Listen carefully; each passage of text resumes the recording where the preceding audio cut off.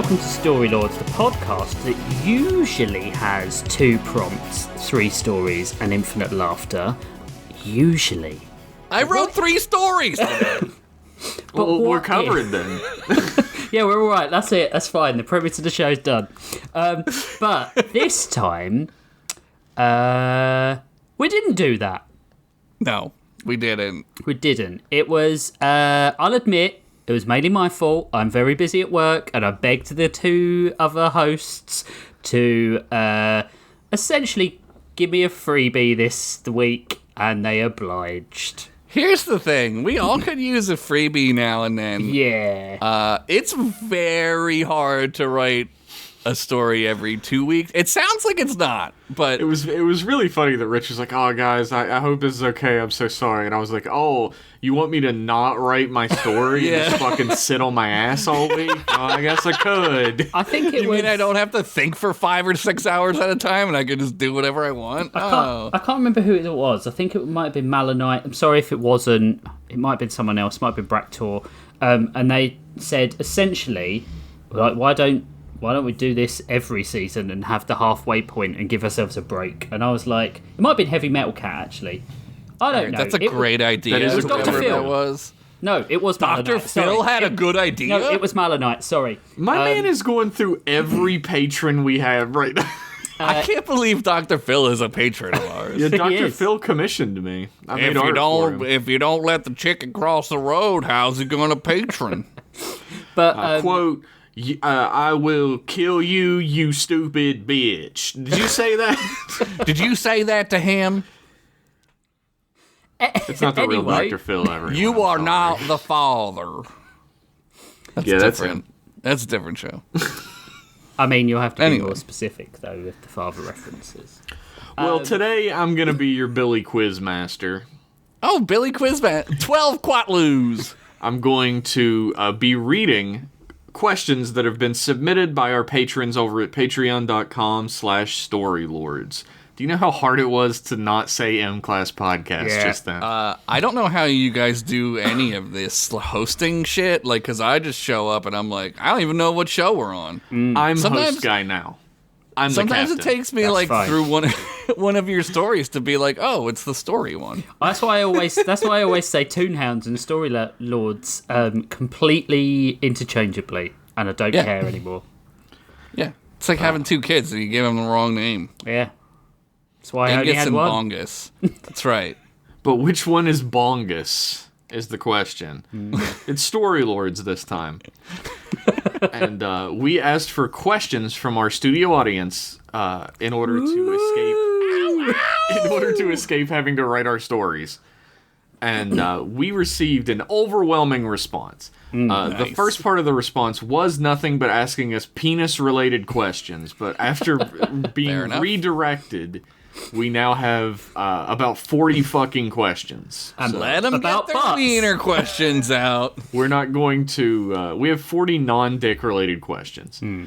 Quite a But few. we're not going to be able to get through all of them. We're probably not going to do a good number of them. And that doesn't mean we won't do them at the end of the season if you still want us to answer them. If it's very important. Yeah. If not, fuck it. But anyway... This guy strikes again. We're going to come straight out the gate with a question that I really like from Malanite, already mentioned, having honor bestowed upon and taken away by Rich Masters. And then give him How he back. does it. What are some books, music, or movies and shows that have inspired you to write in your given settings? Oh my god, this one's so hard right away. Yeah, we're starting right out the gate with a hard one.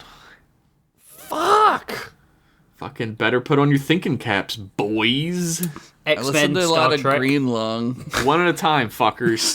sorry, Rich, go. It's just X-Men and Star Trek for me.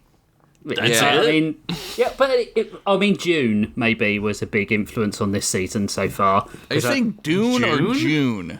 I say Dune, but you guys say Dune. So, but Yeah. Dune No, you sounds said too June, the month. I think Dune. the English Dune. are probably pronouncing it a little bit better because it's Dune, and the Americans are kind of pronouncing it Doon. I pronounce it Dunny. Like the Dune. Australian. I'm fine. Dune. Dune. I saw Dune too. It was good. It was great. I guess Rich is done. Yeah, I'm done. That was quick. What about you, Josh? Green Lung, the band, makes it. They play fantasy-esque music. I've been listening to like a shitload of that. I mean, other than that, obviously, like Conan Yeah. is big. Conan rules. Yeah. Stuff like Legend from the 80s. You know. I wish Legend was streaming somewhere. I don't know where it is. I was on HBO, I think. Every van that passes you that has a wizard painted on it. Every van that has a wizard painted on it or any type of like graffiti. Yep. I feel like I need to buy a van and paint a wizard on it because it's like a lost art. We're losing the wizard vans. I know. What happened to us as a society? The That's when wizard society van. fell off. The wizard van is the B-52 painted of modern day society. In fact, not even modern day you mean? society. Oh, you mean like the nose art? Like Yeah. how they would Yeah, like pin the up, bombshell pin up art? babes, yeah. Yeah. Except it's wizards and dragons and shit. Yeah. Yeah. I mean, why not both? Fuck it. And so you had the B-52s in the, and then you had the wizards. B-17s. Were they B-17s? Yeah. B-52s are the jets. Or the band. Sorry. Or the band. Sorry, Colonel. Rock. Hey. Fucking you save America's ass next time and maybe you could be the colonel. I mean, they could have done a lot more, but they waited until everyone was financially broken to get involved. How long did it take us to get into America versus England? 7 minutes. Okay. Quicker than the Revolutionary War, am I right? Am I right, fellow patriots? Am I right, fellow flute-playing patriots? You know where Anyway. you can shove that flute. True. God, yes, it's already been up there. Do you have any more influences you'd like to talk about? X-Men. No, not really. Rich is only influenced by X-Men and Star Trek. He's never been influenced by anything else. No. No. I don't know. He's got a lot of his own flavor. He masks his influences well, I think. I think I do genuinely pick up a bit of influences from every single thing I watch. Like, there was a bit in Better Call Saul the other day I was watching, and I was like, I'm going to do something similar in my next story. And I was like, I can't really do that. I'm going to change that around a lot, but, You still get inspiration. Yeah, you can do like a story type, right? Yeah. Like you can do that's totally fine. Yeah. So everything, really. Everything like- I see and everything I hear. He's a fucking computer over here. For me, it's it's fairly obvious that I'm like taking a lot of inspiration from like noir detective. Roger novels and Rabbit, the movies. Nintendo game. The Nintendo game, not the movie. The Nintendo game. Yeah, just the game. Like Raymond Chandler novels, Dashiell Hammett. I started reading.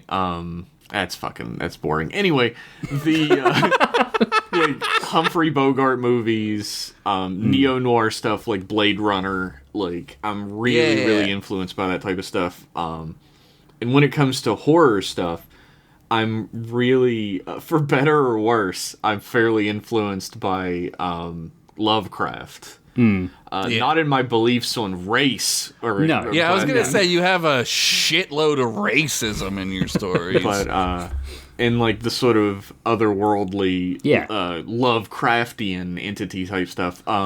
A lot Did of you watch Lovecraft Country, Jeff? no, I didn't. Unfortunately, I need You to. should definitely. I watch do need that. to. I still got to finish Fallout, and then I'll probably do. You're not done Lovecraft Fallout? after that. Amateur. Yeah, I haven't even started. I'm yet. bad at watching television. I'm not. Well, you have a wife, so you gotta like I'll blame it on her. you gotta like watch shit with her, right? Or they get mad. Am I right? Am I right? That's Singles, Women be shopping, but girl math. Am I right? the in a weird way, like and I guess not in a weird way, but like Goosebumps and Are You Afraid of the Dark very much got me into Hell horror. yeah. And every time I write a kid protagonist, that's exactly what I'm thinking about. Oh, and the Urkel cinematic universe. Yeah, created by Pennington and Henderson Industries. Pennington. Penderson. Penderton. Did you hear me sigh? Did you hear me sigh? Yeah. Yeah. Comic books. I'm glad. Very heavily good comic books. Yes. Really, I think who I owe more than anything to, I can't believe I'm answering this super seriously compared to Rich being like X-Men and Star Trek, whatever. Yeah, those are serious. But Rod Serling and the Twilight Zone. Oh, fuck Oh, yeah. yeah. That's got to be my biggest influence. Dude, watching Twilight Zone, like, it still blows my... I mean, I've seen, like, every Twilight Zone. It still fucking blows my mind, dude. Yeah, absolutely. Oh, like David Lynch and Cronenberg for like weird fucking. What the hell? Shit. Yeah, especially like Cronenberg for like body horror shit. Well, also like the Outer Limits as well. Like we Yeah. always forget. Everyone forgets the Outer Limits. Yeah. They mention Twilight Zone, and the Outer Limits is Fucking sorry, Rich. Jesus. No. But everyone does it, don't they? Like Yeah, even my I do uncle it. was... Yeah, my uncle was an Outer Limits kid, and it was more like... So he never watched like Twilight Zone that much, but he liked the big ants and the giant monster. Yeah. It was much more like kitschy and like Yeah, goofy. well, that's the Outer Yeah. Limits for you. Yeah, Like, yeah. 9 times out of 10, the wrap up at the end of an Outer Limits episode is "Holy shit, it was aliens." Yeah. It turns out it was mad. That's the Twilight Zone. I'm not Hitler. I'm a monster.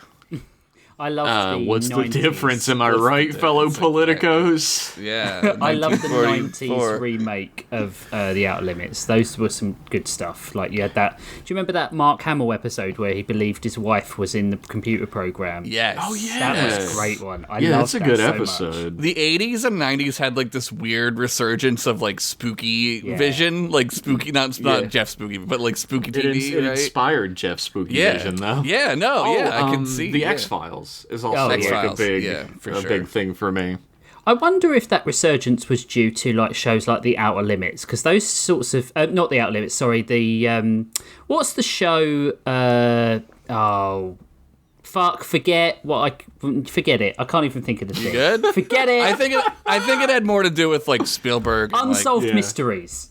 yeah, Maybe, yeah, actually. I think There's it had like more to a little yeah. fucking anecdote I love to tell about Unsolved Mysteries all the time. Like, I found it on streaming one night, and my wife Crystal went upstairs to take a shower, and she like had gotten out of the shower and was drying off, and I had started the episode, and it just started blaring the Unsolved Mysteries theme, and she screams, "What the fuck?" from upstairs. That's And I'm awesome, like, "What happened?" And she's like, "That jump scared the shit out of me." dude. It's the creepiest theme ever written. Even the new ones are good. The new ones are great. The new ones are good. I really think the original theme probably Yeah. wasn't wasn't meant to be that creepy, and it Oh, it comes totally off is, 100 though. times creepier that way. It's like do you know the Tim Curry It? Yeah. That sort of like opening bar when the title screen comes up that is just terrifying, and the Yeah. THX sound. They weren't Yeah. meant to be The as audience is now scary. deaf.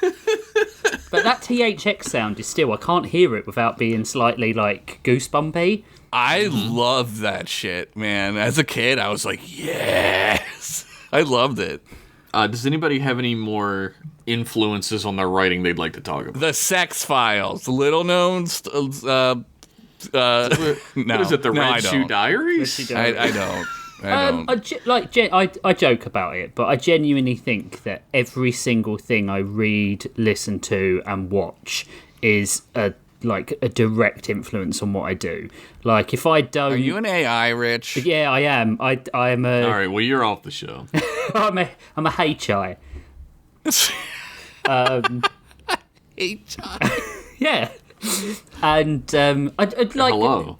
everything is a bit of an influence for me. Like, you know, Yeah. my stories are kind of like a little bit of a patchwork where I don't, I have the general idea, and then I will watch 400 fucking things a week, and then I will then Not put something Fallout, together. though. Not Fallout, no. I think that's stories, though, right? Like, Yeah. that's writing in general. Like, everybody is, we wear our influences, whether we try to hide them or not.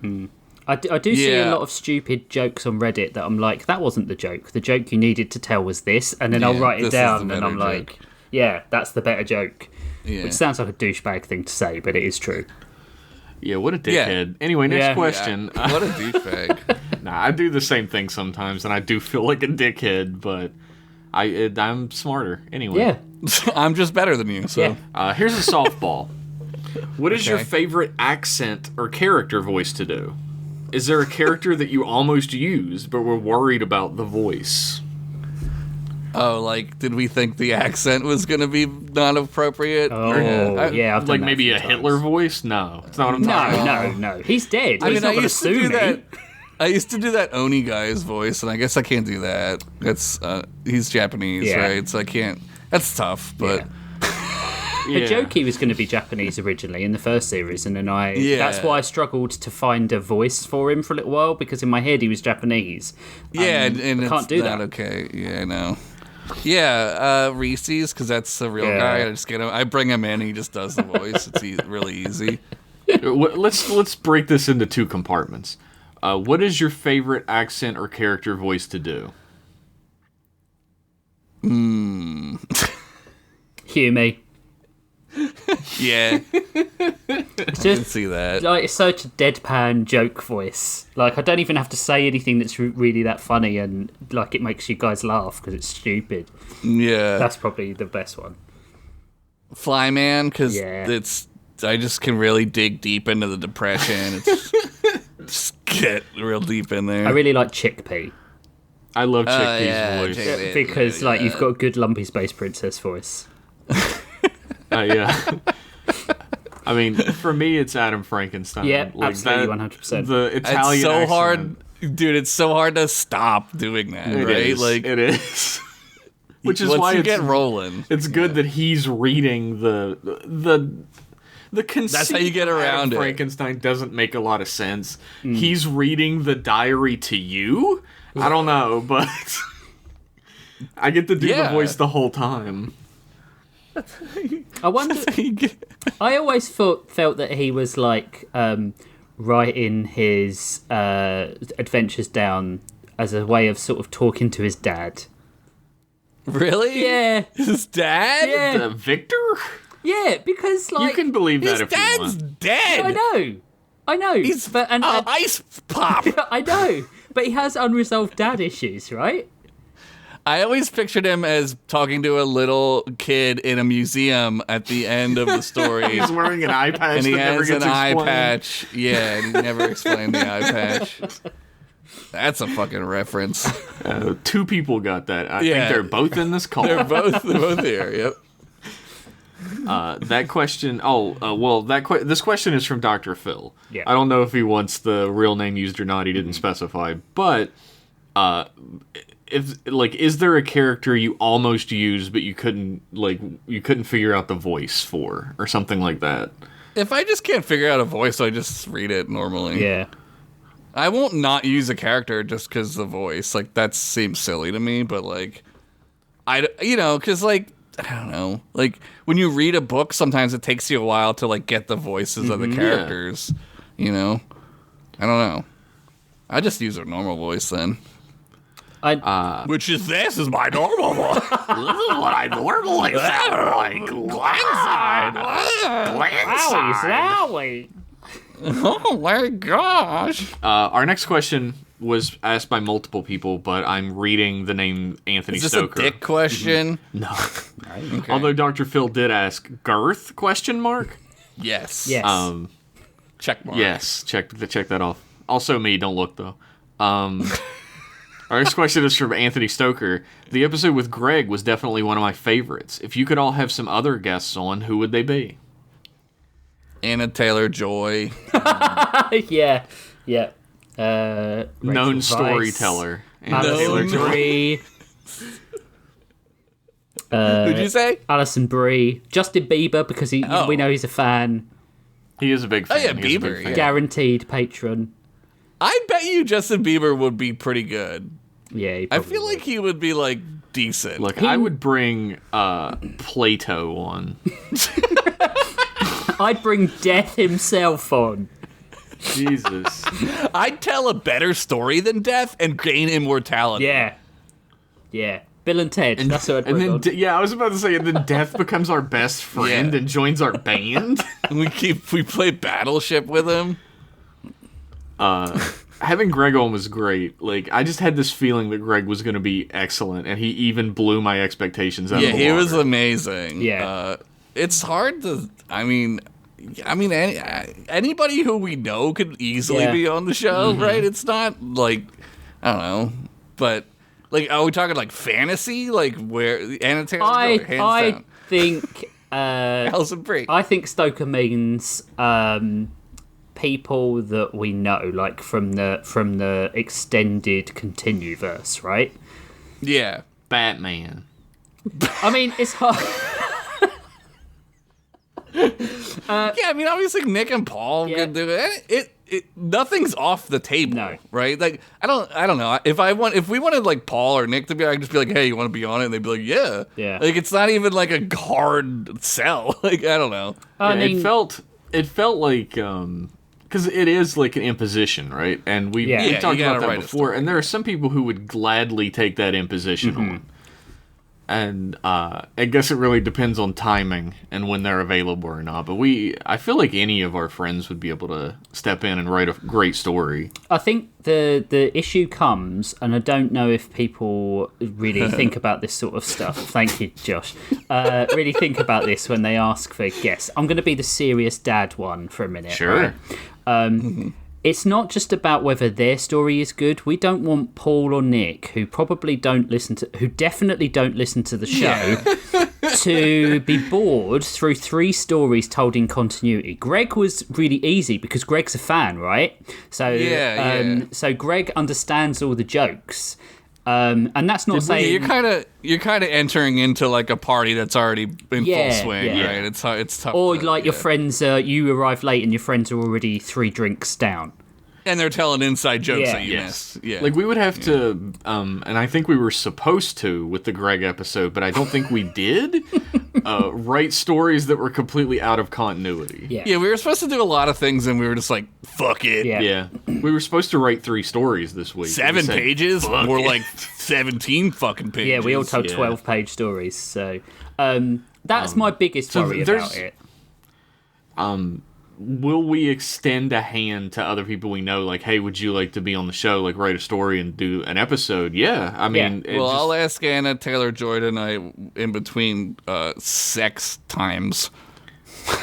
I mean, that made me think I that you've believe it. never had sex.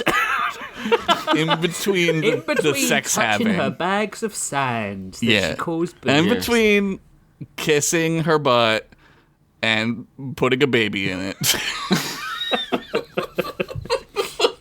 That's how you do it. I right? mean, if you're asking who, the obvious ones are probably right. Nick, Paul, Kevin, yeah. Zane would do it. Zane, for sure. Chad Yeah. could probably do yeah. it. I mean, like, Spivsy. yeah, Spivsy. They could do it. Yeah. Maybe we don't- could get Josh Henderson. I Yeah, hear that he's guy's pretty impossible. busy. He's too busy putting a baby in people's butts. Yeah, kissing a baby into someone's butt. I'm learning about science in this Yeah. episode. Thanks for that question, Anthony Stoker. Our we're taking our fucking sweet time with these questions. Yeah, Our it's next fine. one is from Sarah Kemp. Who is your favorite character that the other hosts have created? This season, right? We're going to focus on this season. I think we've Well, already some of answered us- this for last Some season. of us make a continuous story and we don't switch gears like a maniac and get rid of our favorite characters that we grew to love. My characters are all Rich. still in continuity. Like, they're still. One of them is still very technically involved in the story. My characters are still alive. The ones I didn't kill off. Fucking obviously. doubt it, Rich. Prove it. Fucking prove it, right? Yeah, show me their birth certificate. Show me their long form birth certificate. Oh. I really, really like Dev now. Like, I think he might be my favorite. I love Dev too, so I'm glad that he's catching on because he's Yeah, gonna I be would've big. said- There's gonna be lunchbox. There's gonna be a cartoon. Oh fuck, dude! Yeah, it's gonna be a whole Funko Pops, everything. Rich has characters too that Hume. I mean, Hume's obviously amazing.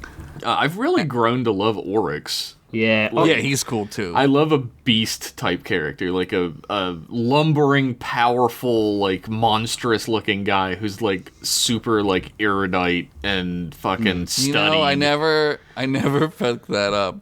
I'm just still here for the ride. Apparently, I never was picked up. Oh, he's beast. Yeah, like now. I mean, we've talked about it already, but like I think Chickpea might be my favorite character Can I from get Josh's. Chickpea going? I love Chickpea. Like the flamingos really fucking they jumped into my heart instantly as soon as the first story happened. I love them. Mine. Probably, I would say having Axe Wound back is great. Like, just like her presence this series has been really funny. And I think probably I'm really digging TK. Like, she's just really honest, right? She's just really like a wholesome character that I really like. And then you get there's Dips. like a lot of the slovenly irresponsibility of me in TK. Millennial laziness. Yes. Yeah. Yeah. But I like that because But yeah, you said Dips, Rich. Like, I forgot about Dips. Dips is so Dips funny. is awesome. Dips is so funny. And also, I really like that. I can never remember the fucking character's name. The vampire character you created and then killed off in 2 episodes. I was heartbroken. I was legit heartbroken. Yeah, Boris Bloodsuck, right? Boris. Yeah, Boris. Yeah. Boris Bloodsuck. I love Boris Fucking loved Bloodsuck. him. He had that book. He was hanging out with that book. Princess Peach. Princess Toadstool. Oh, you're right. Get it right. Sarah Kemp has 2 questions that I think we can rapid fire get through here as well. Do you have a preferred snack or drink while writing? Oh boy, that's tough. Tea. Yeah, God tea. damn it, Rich. I drink a Come nice on. sody pop while I'm writing. Rich said Sometimes- tea. Yeah, it's just... Look, I'm pretending like Rich isn't talking right now. Okay? Tea, a snack. What do I eat for a snack while I'm writing? I don't tend to eat while I write. I've had popcorn several times when I was writing. It's like a nice little like nom nom between typing. What is it? Nom It's a nom. nice little nom nom nom nom between typing. I have that thing where if I have like Niles Crane, if I have dust on my fingers, I get really weird about using a laptop, so I try not to eat while I'm Yeah, you have to wash your hands I just, after. like, Yeah, I'm that way too. What popcorn are you eating that has dust on it? You know, like the flavoured Cheetos. popcorn. Oh, like and cheese stuff, popcorn. Yeah. Okay. But I'm not a big popcorn fan anyway, so... I don't like popcorn either because Jeff's wrong about that one. But I feel the tide of this podcast turning against me. turning against Toast Man. I don't really eat either when I write stuff, and I don't really drink stuff. Either. I don't really know. drink liquids, personally. Gatorade, Come. maybe. I don't fucking know. Which one of you could take a punch the best? Jeff. Jeff. I'm a large man. I was going to say Josh. I just don't want to get punched, so punch Jeff. Yeah. The I tide think has I've got a turned. glass jaw. Well, you can't punch a guy who had sick like you. That's just I'm not fucked You can't up. punch a Still sick. CEO. Oh, No, I that's know, true. but- Yeah, I'll fire you. Our next Yeah. question is from Ace Wizard.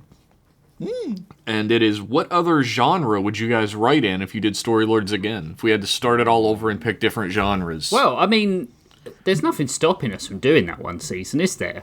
I've been sitting... I would pick a Bridges of Madison County romance setting. The best part of that answer was that, like, we were having a metaphysical conversation about the status of the podcast. You were like, Bridges of Madison County, bitch!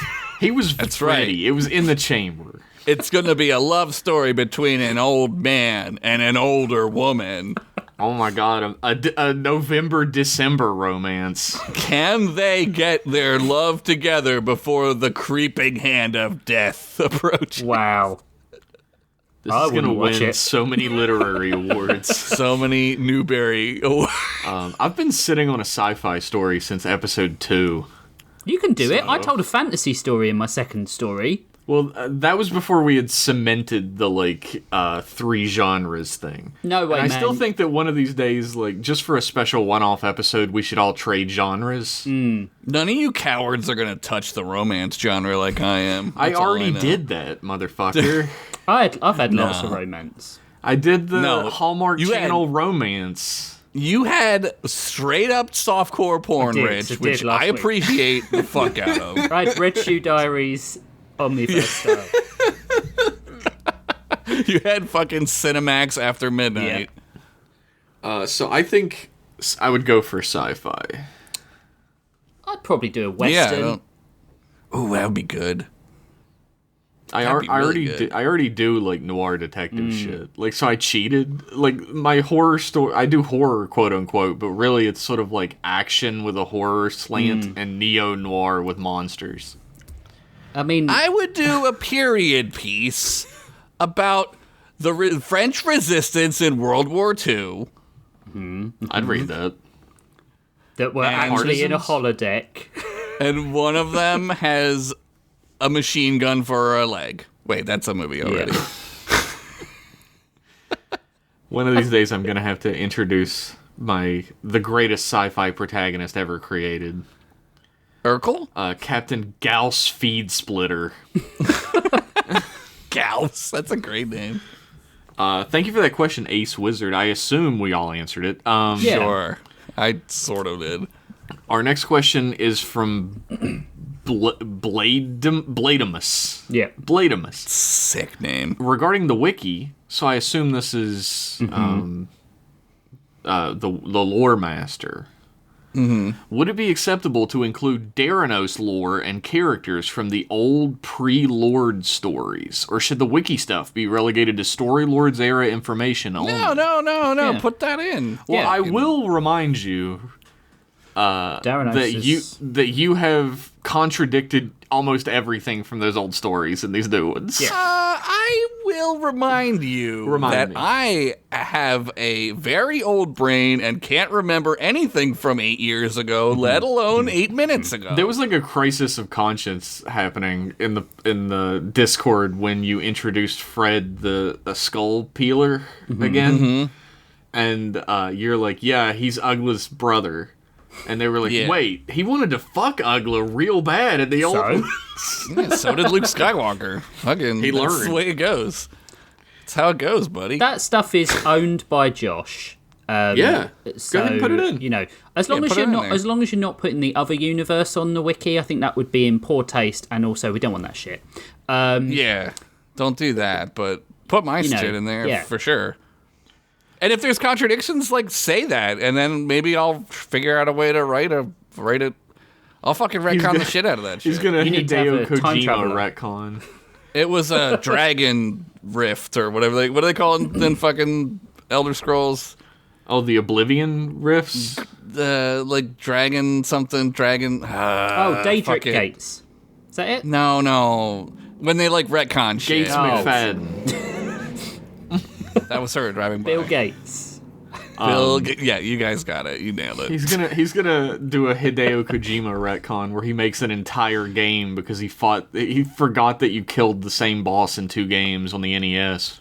Yeah, and then I'm gonna do a Garlic Jr. saga.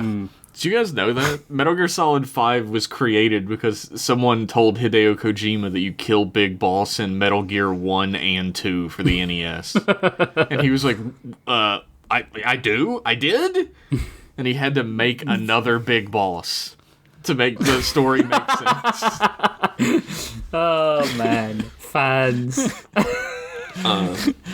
Dear Hume, how do you type with boxing gloves on? From Ace Wizard. With my penis. Damn, he's got he's here. Fucking dude. Thanks, Hugh. cool. Go back in your box. Chris. Chris. Are we doing guests now? Oh God, no! Send him back. No, go away. All right. Did you Later. guys make my new lunch boxes? Self-destruct mode activated. Chris. Podcast cancellation mode. Run away with Patreon money mode activated. Chris R.R. Balzo says, who would win in a fight, Buff Cat or Cricket Man? Wow. I don't know. I think Cricket Man would win because he's fucking scary, dude. Buff Cat, well, I guess, like, is it a spoiler to say that Cricket Man has his, like, faculties now when he transforms? Like, he has his It's human pretty obvious mind he still? does, yeah. I don't know which is worse, honestly. Because I was about to say, like, if it was Buff Cat versus, like, feral Cricket Man, I think Buff Cat would, like, outthink him. But now I don't know. It's tough. I think Cricket Man is like very scary and vicious. Like, I wouldn't fuck Cricket Man with Rich's dick. Is all I'm saying. I'm not trying to my fight. famously no Cricket Man-esque dick. Yeah. Very green. It's got wings on it. It's got mandibles at the end. Damn. Squid Ludwig did add Oryx. Oh, Oryx would beat those bitches any day. Oh yeah, I knew. I Damn, fucking this guy's- felt it that he was gonna say that. This guy's like, yeah, my character rules. Oryx would read up. He's like Batman. No, I don't know. I He's think got Cricket fucking Man prep still. time. I still think Cricket Man. Yeah, Cricket Man's fucking scary. It's dude. the He's a fear scary factor, dude. right? Although, you know, Yeah, he's vicious. 500 He's pounds. vicious. Crocodile and a talking cat are quite scary too. He's like a 500-pound talking buff ass cat who Yeah. has like a mace on his tail. I love that we say he talks, even though Yeah, he doesn't really. he doesn't talk. really talk, but we Nah. understand what he's saying. It's fucked up that we understand what he's saying. Like, characters in the story understanding is one thing, but now we do. It's fucking it's like Chopper. Chopper, dude. It's Yeah. Chopper. There's a moment in Rebels when you're like, "Oh my god, I know what this fucking thing is saying." Yeah. I think that's In a credit the to Ahsoka Josh's show. writing, honestly. Don't credit me for anything. In the Fucking Ahsoka take show, up for me. in the Ahsoka show, I could understand every Yeah. fucking word that droid was Yeah, saying. when and I he's was when like, he's like, "Why don't we just shoot it down?" And Yeah. she's like, "We can't just shoot it down. You totally hear it." have you been right? moving my stuff? No, of course I haven't. Yeah, yeah. I haven't gone through your stuff. And he's like, "Oh, there it is." Right? Like it's very clear. It's very clear. Cricket Man would clear. Anyway, our next question Oh, I is, knew he was going to really say donut. that. What's it? Who's the next one? From? Is really donut. Delicious. Is there anything in your writing you feel that you've improved over the first season? No. Wow. I think, like, I know this is going to sound... Maybe I won't say it. Maybe I will. I know this is going to sound like it's a backhanded compliment, but I don't think it is. I think if there was a, like, most improved writer award, that it would go to Josh. This sounds backhanded as fuck. No, not that, like, your writing wasn't always, like, excellent, but you've created this whole other layer of, like, feeling and descriptiveness to it. That, Yeah, like, that's 'cause you really guys, draws honestly. me in now. Well, it's because you guys, man. Like, I listen to your stories and, like, you guys are, like, describing shit and it's like I'm there and I'm like, well, fuck, now I gotta, like, do that. I gotta try now. You fucking, like, Goku'd with the Kamehameha. Like, no one taught you fucking anything. You just, like, saw us doing it and then you're doing it better than us. You fucking, like, I don't think surpassed that's us. true. I'm just here to make funny jokes, really, you know? Like, if you guys laugh at it, that's all really I'm yeah. trying to do. That's the big goal, is to make Yeah. you two laugh. Like, if anyone else enjoys it, that's icing on the cake. I will sell out in a second to make you laugh. I don't give a fuck, dude. That is the other question, which is, what do you think the other hosts have done this season with their writing that you really enjoyed? Oh, man. I think Introduce softcore porn. Yeah, that was a plus. I think I agree. I think Josh's pathos has there's a lot of emotion and a lot of like stakes that there wasn't Delicious. in fantasy fiction because there wasn't really a need to have that, right? It was shorter yeah. stories, shorter form. The show is slightly different. I think all the stuff with Demi is quite heartfelt, and like them being in 2 different time zones was like, you knew that it was. I can't guarantee that everyone knew, but that's a backhanded compliment. Somebody to myself. ruined it. Somebody did ruin it. But I don't know who. I don't know who it was. Yeah, I think his name is Bitch Bastard. Yeah, I believe so. Yeah.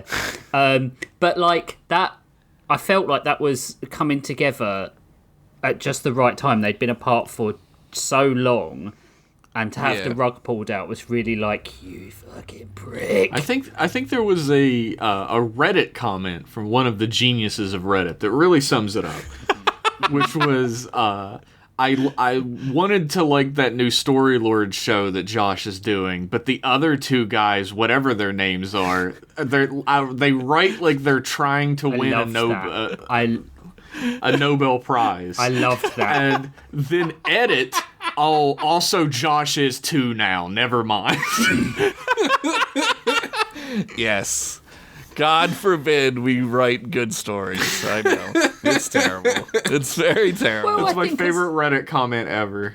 I'm sorry. I think as well, like, not to put too fine a point on it, but we're getting fucking older, man. And, like, a man cannot live on dicks and fart jokes alone, right? You gotta have some. It can take you far. It can take you so far in life. Yeah. Every now and then I'll just be writing a dick and fart joke, and I'll just stop, and like a violin will play and a single tear will just roll down my eye, and I'll be like, what have I become? In terms of Jeff's story, I just like... They're alright.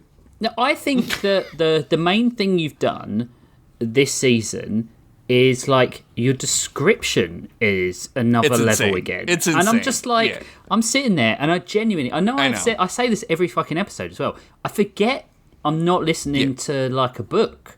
Like a fucking audiobook. Yeah, and I just climb up. Dude, there's nothing to say. Yeah. It's just so good.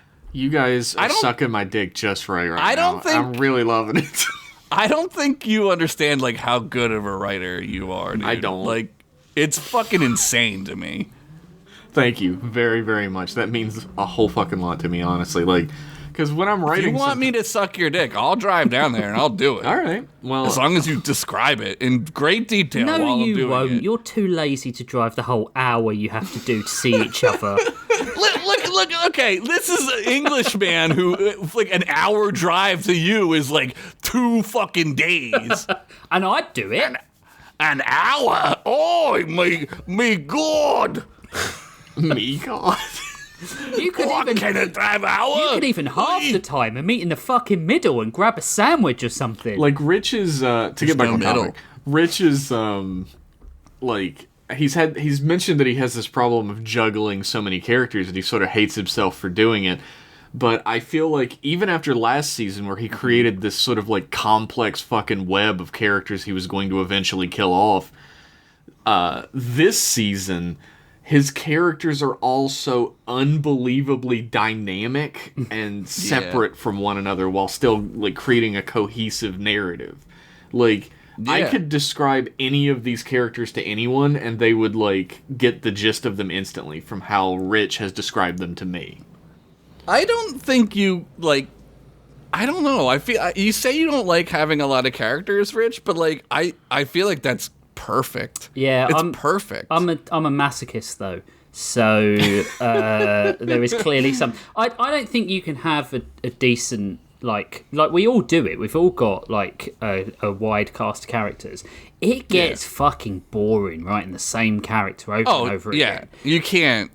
And like I think one of the things I tried to do this series is that there's other elements than they're all funny guys, right? Like everyone was funny apart from maybe Mookie in the first series, right? And Oryx is not Lionel Richie, not funny at all. No, deliberately not, but like funny through the super like manly and cool. I think he was, but irritatingly funny, like being a little bitch funny, right? Yeah.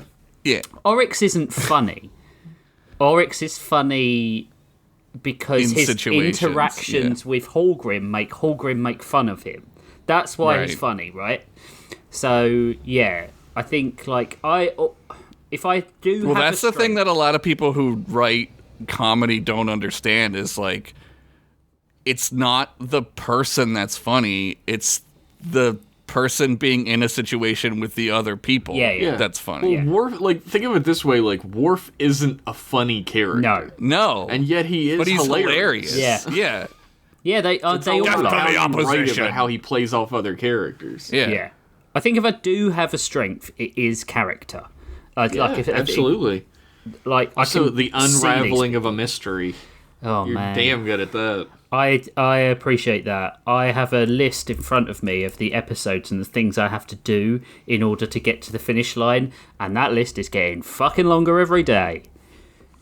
Just like the list of your dick. Yeah, that's what I write it on my Morbius The strip list? dick. Well, it'll never end then. I know. Jesus. Wow, you really fucked yourself, know, I literally, know. because your dick is a Mobius strip, so that means it's also going inside of you. Yeah, the mean- logistics of the Mobius dick is confusing to me. Yeah, what does it and hang arousing. off? Like, how does it It hangs work? off time and space. Sick, dude. That's dope. But what is the angle of the dangle? What's Everywhere in every the motion? direction. The motion of the ocean. We have another Bladamus here that I think is a good question. Bladamus! Is there a character or concept from past stories you've wanted to return to that you haven't been able to do yet? How about Um, go on? go. No, you go. You go. I want more Flyman, but, like, he's sort of, like, fucking pointless, so, like... Well, you as know. well, if you overuse him, you lose the joke, right? Yeah. Yeah, I like that he just shows up every now and then, and or like maybe he's just like a cut to, right? Yeah. Like a fucking Yeah. like cut to Flyman just crying. I Yeah, felt he's a I felt I merc. was getting that. I felt I was getting that way with Pavlov Flinch towards the end of the first season, where I was like, maybe I'm overusing him. Like maybe I'm kind of running him into the ground. But I think that like it makes perfect sense narratively because he's so fucking annoying. Like it would be perfect. Like oh god. Oh, I guess that makes sense. It reminds me a lot of like an Adult Swim show where you like you watch it and the characters are shit, Yeah. right? Yeah. But you always watch it, Yeah. and that's how he is to me. Yeah, I agree. I really wanted to get back to telling more or like revealing little bits more about what the Silver Blood Society is, and I want to join. I mean, what? I have not been able to fit that into a story very well. Give me my sword, please. Fight Cricket Man? Yes. Also, Buff Cat can't defeat Cricket Man, but Josh with a sword could. Yeah, of course he can. He's his creator. I'm fucking dope.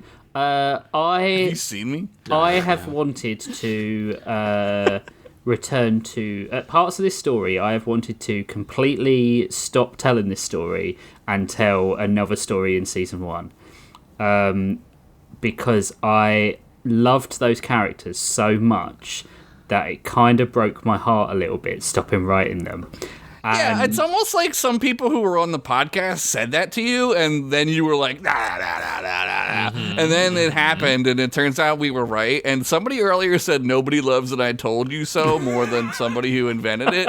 But I'm doing it right now. I fucking told couldn't you. imagine who would say such a harsh thing to their friend. I also like the next part of this question is: are there any new ideas you've wanted to try that you've had difficulty fitting in? Oh, man. Well, that's like trying to every write? time you write something. you have That's no every idea. single time. Yeah. I've been sitting on a story called "The Werewolf of Wall Street," a Frankenstein since, like, PI mystery episode since 3? episode 5 or something. And it's he does coming. lots of coke. Yeah. It is coming. He does lots of stock shorting. There is an episode of this season that I need to tell, and I haven't done it yet. And I am just like, the time is ticking down, and I feel the pressure, and I'm like, I've got to do it. I've got to do it eventually. And I've just been pushing it back and pushing it back and pushing it back. Oh man. Should we be alcoholics and be doing this? Yeah, I that feel helps like you would- right, I think. That would help. Like, just go straight fucking, what's the guy who blew his face off? Hemingway? Sure. I'm not looking it up. I'll believe it. Yeah. Yeah, he killed himself. It's funny that you say that because like I've been trying to get to my marketable name moment where the big name for the market push for all my merchandise is going to be said for this season. Right. And I've not been able to fit it in yet. Is it Alcoa? Hey, they're moving forward. Yeah. Moving forward. With Alcoa. The Silver Metal Society. It's funny that I have done it already, but I need to do it again. Because it's a every time I different sit- version of the marketable name. Spooky vision, but how? Spooky We'll figure it out. pissin'. Damn. Cha-ching, there's the money. You guys got any more answers for this great question? Every time I sit down and write, I have a hard time thinking of new ideas. Oh, It's yeah. every single time. Yeah. Absolutely true. Yeah. It's hard. And we joke about it all the time, but I hate everything I write until I start reading it, and I'm like, "This is good. What am I talking about?" I have the same experience. I'm like, this was probably like my it bad then? one. What's that like? You like it then? It's not that I like it; it's that you guys like it, and that, So it must that be lets me good. know I Yeah. did a good job. yeah. Our next question is from Bractor, which I Nice. assume is a doctor of Brack species. Yes, a Bractor. Do you have a process for getting yourself in the writing mood? Oh, God. Waiting till the last minute. Lately, I've just been, like, really being like, look, just sit down and just write. Just fucking sit the fuck down and do it. Right? Like, Yeah. no thinking, you have just to fucking do it. Like, whether anything good comes out or not, you just gotta Yeah. do it. I get don't myself in the doom-scroll. writing mood by having it be the day Sunday of the week. Well, that's a good one. I get I put a bunch of candles out and get in a bathtub. Get a little Barry Manilow going. Yeah, get a little Manilow. Put the toaster up on the edge and Oh, come on. see where it takes me. See where the night takes us, me and the toaster. my process is I write the title and the prompt on the document the Tuesday before after we start recording, after we finish recording. And then I tell myself I'm going to do it every day until Rachel says to me, "Have you started your story yet?" And I'm like, "Fuck you." And then I go off in a huff, and then I go and start writing my story. Your wife is just like looking out Yep. for you, and you're like, "Fucking bitch! You. God damn it, you bitch!" We all have ideas, Rachel. We all want to do something, David. We all wanted to be somebody, Rachel. The second part of that question is there something that you learned about yourselves while doing this podcast, either positive or negative?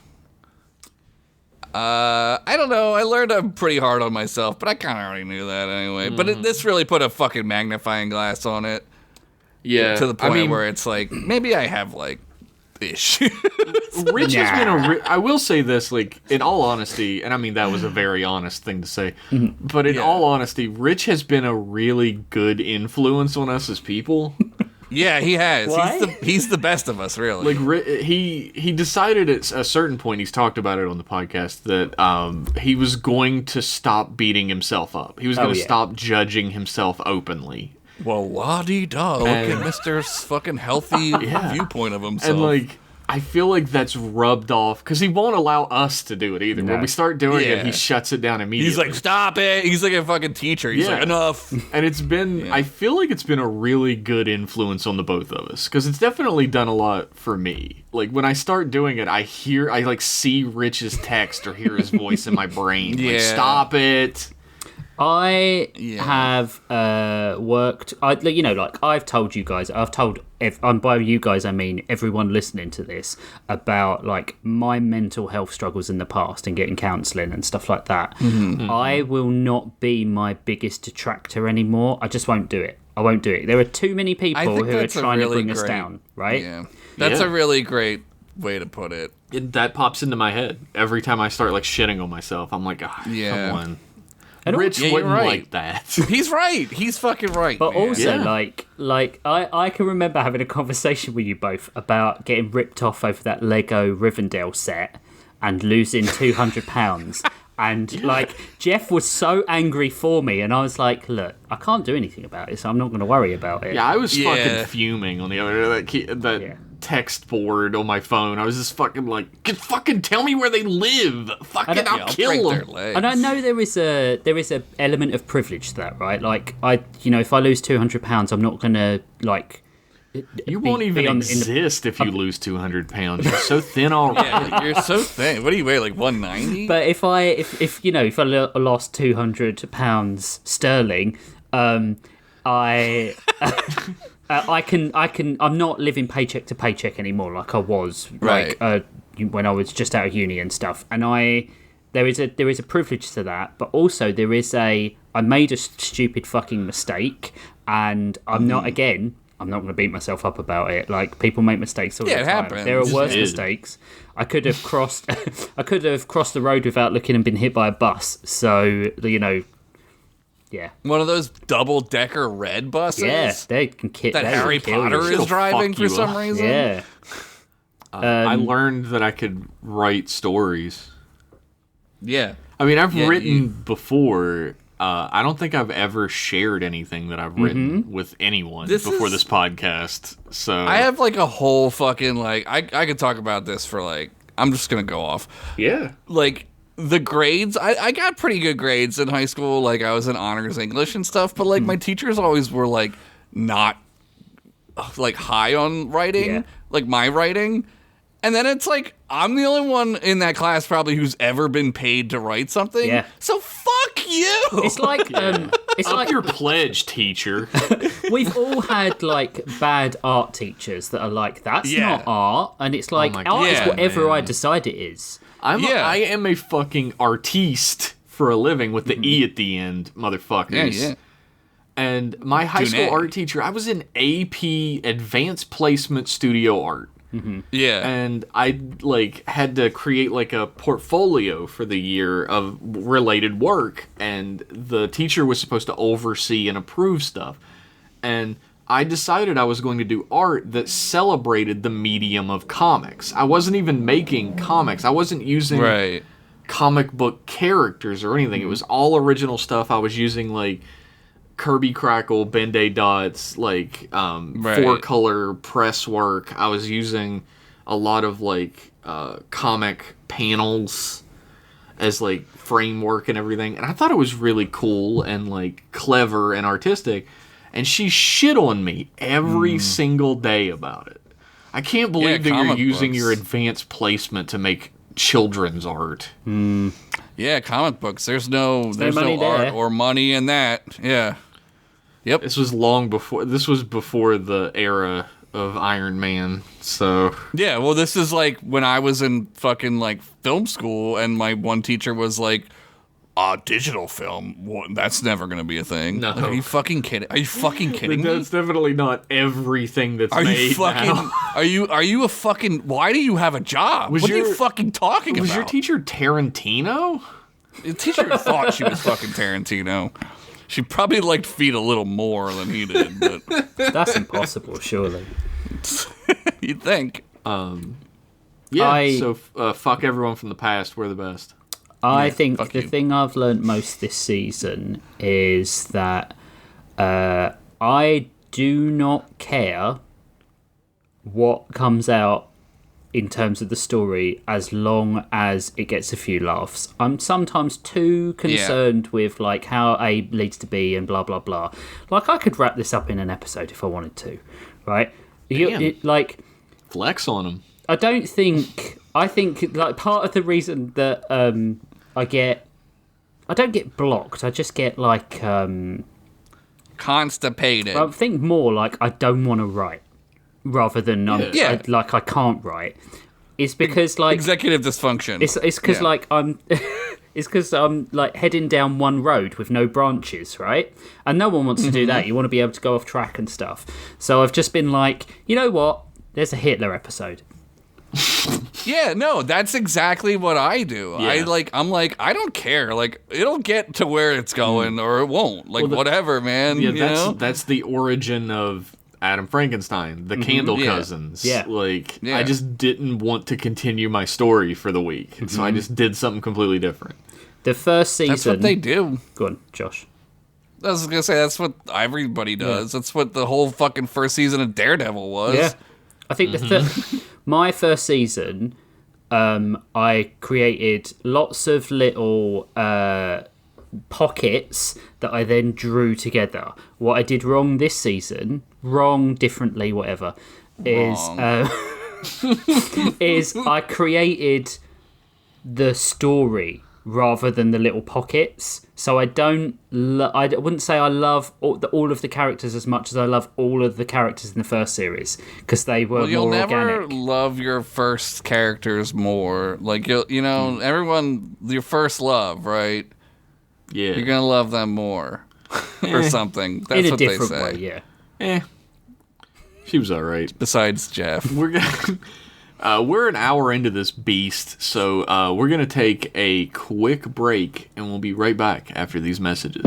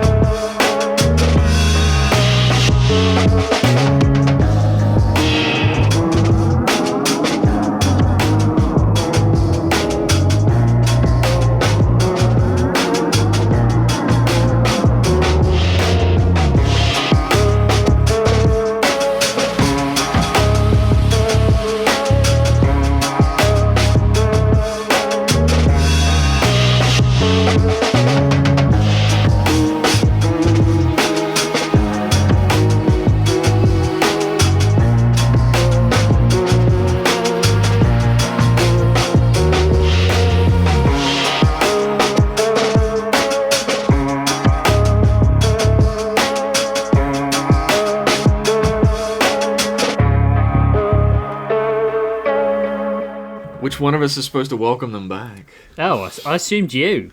I'm I host assumed guy it was now. Rich. Well, welcome back, everyone. This is part 2 of Q&A. Take it away, Jeff. Now thank he you, nailed Rich. it. Thank you, Fucking true stuck host. The landing. Our next question is from Steven, no last name given.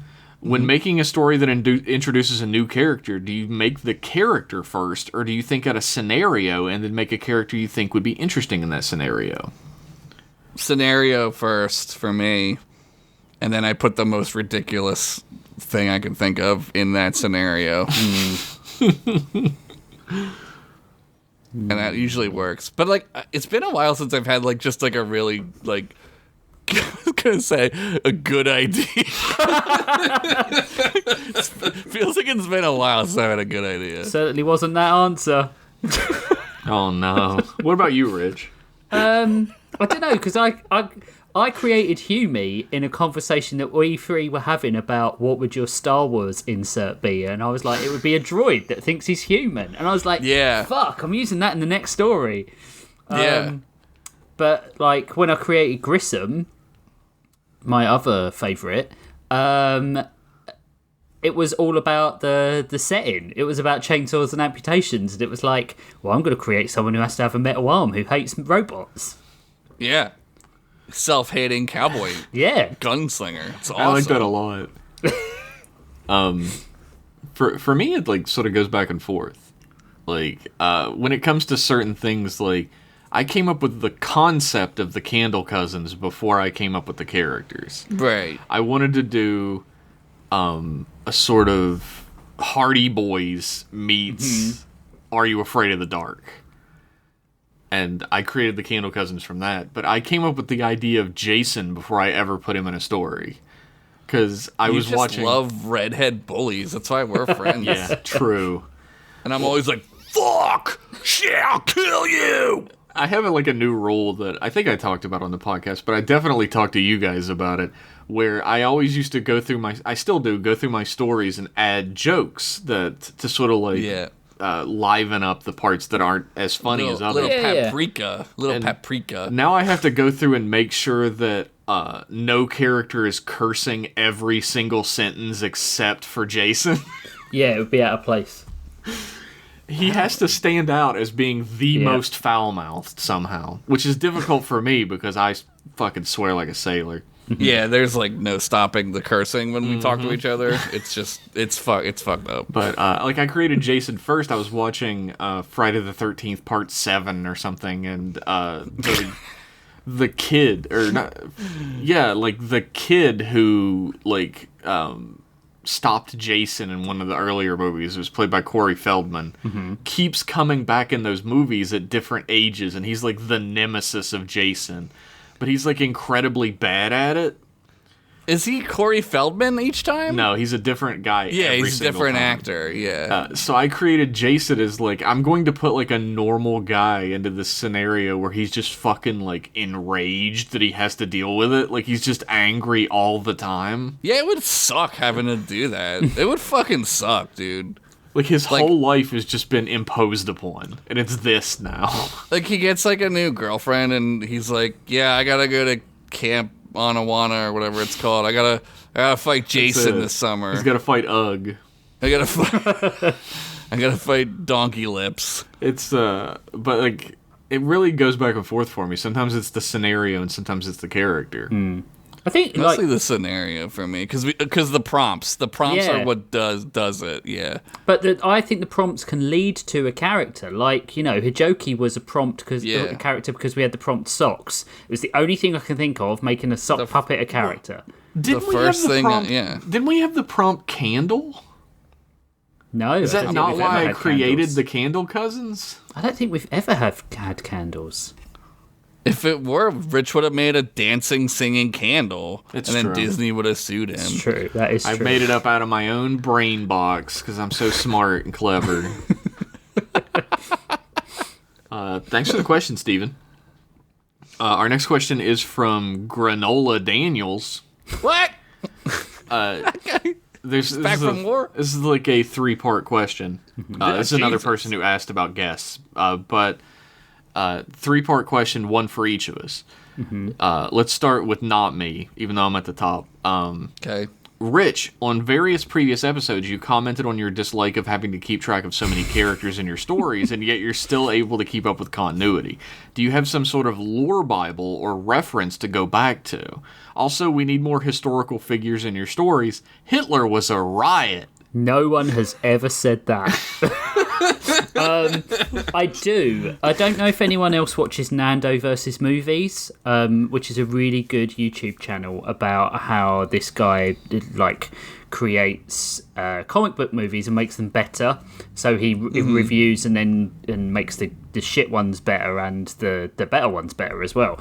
And he has this grid of like the characters top and along the side, and he adds a drama to each of them and a resolution, and I sort of have that, and then I have copious amounts of notes. I have about 14 notebooks. I'm looking down at them now, which is why my voice slightly faded out because I moved away from the mic as I always do. In order to breathe. Chocolate rain. Yeah. So I have 14 notebooks next to me. So that's an estimate. Oh, 14, is that it? Well, I'm glad I get to go second because my answer is totally going to dwarf your answer. Do you want me to slip in between here? Do a little man meat sandwich instead? He's got 14 fucking notebooks? Well, look, but some of them aren't for the show. There's only one for the show. I didn't know we were on the show with the fucking Riddler. I mean, if you look good in green, what else are you going to do? But I've got one for another book I have on the go at the moment that I'm never going to finish. I have one for my original novel that I'm never going to get published. I have Not one if I have anything to say about it, bitch. It's getting published in my lifetime. I'll publish it. I just want it out there at this point, but I don't want to self-publish because I'm notoriously lazy and I can't do marketing. Then we've all been there. I mean, everybody go check out our season 1 book. Yeah, Jeff. And then I've got Jeff. Yeah, don't say it. And then I've got some other stuff for some other ideas of things that I want to do, including the TV pilot that I wrote and stuff like that. What did I read? What did I read a part of? Was it your original novel or the TV pilot? It was a TV pilot, the one with the ship where everyone's forgotten who they are. Yeah, I like that a lot. Yeah, I loved it as well. It's something me and my friend Ross thought of the idea, and then yes, I've got other friends. You other than us? Yes. I'm gonna have to see this Ross's long form birth certificate. I don't believe it. Ross is the voice of the orb in TTOS, in Ponce Theatre of Subspace. Okay. But yeah, we created created a show idea, and then I wrote the script for it, and I really like that. And I kind of want to potentially use it as a Storylords story. It's a great fucking idea, man. Send it to the Beeb! Like, the basic story is that I can't send it to Beeb. They haven't got enough money to make stuff. Send it to the BBC, and you know which one I'm talking about. Oh my god, I thought you meant send it to Beeb-er. Send it to our big fan, Justin Bieber. He's a guest, and he's a patron, so fuck it. But there's this pilot that I was doing was like... a ship comes out of hyperspace and it hasn't had the shield in, and there's been a mutiny on the ship, and no one knows whose side they're on or what the argument was about, but they've still got to do their jobs to keep the ship from crashing. That's awesome. So it's like Lost, but interesting. Yeah, Lost with like a point. And they go through their stuff, and they gradually start to get their memories back, and it's like some people don't want to be the person they were before they got their memories. Yeah. Some people want to, and some people are like, they always knew. But yeah. The name of this show, The Love Boat. I would like to go on record really, really quick. I didn't say anything about Lost just then. Please don't at me. Please don't message me. I said nothing about Lost. You can at me about it. We'll talk about it. 14 notebooks, Rick. Yeah, I've got loads of stuff. One of them is I have one note on my phone that has every bit of information I've ever needed to remember on it. I have to write things down. I'm a real Luddite when it comes to writing lists. I have a book that is called Useless Shit I Want to Buy But Don't Need. And it was Rachel gave it the title, so I was like, that's a great title for the notebook. That's just bigbadtoystore.com? Yeah, Amazon wishlist. Yeah. What the fuck, dude? Yeah, so I write them down, and I'm like, do I want this? I have this thing where if I start writing the list, if I don't want it again by the next time I see it, I can just cross it off. That's smart. How's that not helped you any? You keep buying shit. Well, I do, but there's lots of stuff I want that I think I need. That's just too much that shit. I don't. Yeah. You didn't even comment on. I got the fucking speeder Lego yesterday. I was waiting until we talked. He couldn't get all of his thoughts out in text. Yeah, my Target is fucking stocked with it's fucking a problem. They know about you as well. They're like, this kid keeps buying. He's like, they're gonna gull the shit out of this kid. Yeah. There are so many good March 4th sets, and there are May 4th sets, and there are so many good August sets coming out as well. And I'm just I can't buy anything this time around. Next question. It's stupid. Josh, do you want to go next or should I? Yeah, go, because I totally forget the question. No, it wasn't we were doing questions for each of us. Mm-hmm. Yeah, but it was. What do you prepare? How do you prepare? Oh no, that was my question. No, that was his question. Yeah. Oh, we have our own. Okay, sorry. You go then. Jeff, do you have to brush up on Depression era lingo / setting when writing Frankenstein PI, or does it come naturally? And what is your favorite time period to write in? I've read and watched so much media that's set during the 30s and 40s that I think I could write that kind of lingo in my sleep. But 23 skidoo. When it comes to the setting, I'm constantly looking stuff up. I'm like, okay, there's I had a guy a great reaction out of this in one of the Frankenstein PI episodes. But I was like, okay, Adam is listening to the radio. Who would be on the radio at this point? and I looked it up and it was Cab Calloway, and like I'm a big fan of Cab Calloway anyway, so I picked him out of everybody. And not Cab Calloway, but That's not him? no, Cab Calloway is Heidi. Oh, yeah. And I got such a great reaction out of you two when I mentioned Cab Calloway and how pissed off Adam Frankenstein was he couldn't finish this song on the radio. But I do that all the time. Like, I look up stuff of that era. Like, when I created... Yeah, you're pretty good about the timing. I do look... I fact check you sometimes, and you're pretty on it. Thank you for keeping me honest. Thank you, Yeah. but also scary. Yeah. I didn't know. Spooky. Everything Jeff says, I fact check, so... Well, boy, are you going to learn a lot about Mr. stuff I'm wrong Pennington, about. Actually, you were born in 1986, Mr. Pennington. I was. Good fact checking. But like Adam Frankenstein's era is like an era I'm like really sort of interested in. Like, I looked up the name of multiple movie actresses to create the witch character in one of the last stories, Ursula Redgrave. Yeah. I thought you love made it. that up. No, well, there was Ursula one. Andress. Yeah, there was like Ursula Andress, and there was like an actress who was like lesser known, whose name was like Emily Redgrave. What a fucking great name. Yeah, And Redgrave's so I was great. like, fucking Redgrave, I gotta use that. Now actresses are just like Zendaya. Yeah, you don't need a last name anymore, baby. Apparently not.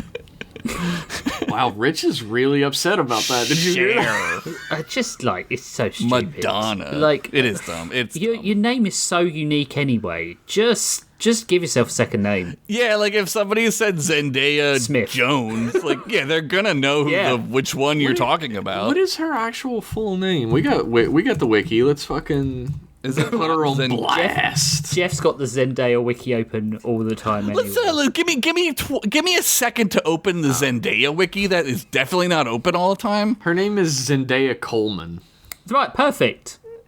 Yeah, totally fine name. Gary Coleman. Your name's fucking Zendaya. I'm fine with her just being Zendaya. That's fine with me. She's not Yeah. Prince. She's I couldn't have a thing for Zendaya. She looks like way too young for me. Yeah. Anya Taylor-Joy, on the other hand, I would love to kiss a baby into that butt. That's right. That's That's right. a shirt. That's right. I'm gonna kiss a baby into that butt. Also, what is your favorite time period to write in? It's I love writing in the 30s, but God, do I love writing the Candle Cousins in 2004. I like writing at night at like 9 p.m. Let's see. I love that the Candle Cousins feel like they're out of some sort of Enid Blyton book, but they are modern day. I think that's one of the joys of it, that they are Yeah. it's like the They're famous not five. modern day. They're a period piece from Well, 2004. 2004. They feel super 90s. That just goes to show how old I am, that I thought 2004, Yeah. that's still modern day, right? That's modern day. Well, That's the year I like turned 21. I was originally kind of going to set them in the 90s, but like I created Chris to be like this hyper specific 2004 mall emo. yeah, hot emo topic. goth, yeah. Yeah. Like Peggy's a little more universal of a time because there have been like hardcore Christian kids who have no concept of the real world forever. Yep. But I One knew thing is people like her timeless. in high school. So, Yeah. because I was in high school in 2004. I graduated a year after. Wow. I didn't know we got a child on our show. Josh, your literary universe is a mishmash of reality, sci-fi, and fantasy. Do you find it hard to keep a consistent, serious/tense tone during story beats when necessary in a world where literal magic and MacGuffins have Deus Ex Machina'd the problem and saved the day? Does he have a problem with it? No, because like if you want something to be serious, you just write it Yeah. that way, right? Like you just this is serious now. You put the serious tone in, and yeah, I don't have it. That's like any magic thing, right? Like the problem exists because the problem. Magic A is magic A, Yeah. right? Yeah, like It is 'cause can't- it is. Magic can't Yeah. fix this problem because it Right. can't. Because it Yeah. can't. Because Yeah. it doesn't exist, right? Yeah, that's all you do. It's really easy. Also, will we ever see the return of those 3 halflings that sacrificed a child ghost to summon the Soul Train? No? Okay, fuck those guys. Quickly closes the Zendaya wiki and looks at our wiki.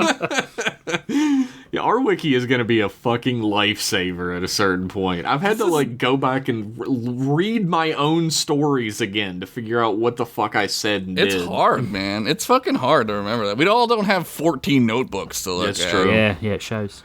We all don't plan to kill fucking Falcone Our next in question the is course of 5 Our hours. next question is from Austin Logan. You're approached for a branding deal with a fast food company of your choice using any character or concept from your respective universes. What sodium-laden amalgamation do you create, and what's the included toy? That's a great Wow. fucking question. I would create Oh, shit. Juco's Flinch cereal, fries. I know what mine and is. it would have a lead Duke's badge in it. I'm sorry, Rich. I yelled over you that whole time. all right. And you I would cut out create- for most of it. You cut so- out. Say it Oh, again. Say it I would again. create Juco's cereal, and it would be like a lead, nice. a Juco lead brand cereal, and it would have like a different artifact from the Duke's lead in it, like a badge or a, gun. A gun. Like a Oh, real gun. handgun, yeah. Like a real fucking gun. Yeah. Hell yeah. That's awesome. I'm trying to figure out, like, Flinch fries definitely have, like, mayonnaise on them. Ugh. God. It's Flinch fries with mayonnaise and ground beef. Big in Belgium, dude. That'd be huge Yeah. in Belgium. It's Flinch fries, and they come with a Pavlov Flinch. Like, it's literally like the Sonic and Knuckles toys that you press the button and they shoot off running. But it's a Pavlov Flinch, and the thing you shoot him off from is a cop chasing after him. Yeah, And you yeah. shoot him off, and he runs away from. Two things. One, the sound as he runs away has to be the like the yeah, exactly. And then the fries have to be room temperature. Of course, Yeah, they're never hot. Yep. they're never literally really just cold. sitting on the table when you go into the restaurant. Just ready for you because nobody's ordered them ever. The bottom layer of the fries is grease coated to Ugh, the God. cardboard. It's You not can't that get 'em up. It's not that the fries have like leaked grease into the container that they're in. You put the grease in first, and then you put And the then fries. the fries. Yeah, it's not from the fries. It's its own thing. Flinch fries. Mine would be the Arby's Wizard sleeve. And you get a roast beef sandwich with the fucking roast beef sandwich in it, right? Like hanging out. You know what I mean? And it's got a wizard's hat just sitting in the middle of the burger.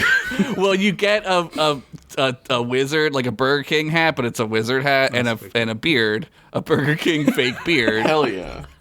And the toy is, I don't know, the flamingo. Collect all the flamingos. Oh, that would rule. I I'd would get buy those, this monstrosity for the flamingos. Collect all the flamingo babies, and some of them have our own tricycles. Flamingo Babies, collect all fucking 5. Arby's would put fucking in their commercial. Yeah, they would. We got the fucking beef, Bob Bob. These are 3 delicious meals that I would love to eat. Yeah, I'd kiss a baby into that roast beef sandwich. Our next question is from Werewolf Bar Mitzvah. Spooky, scary.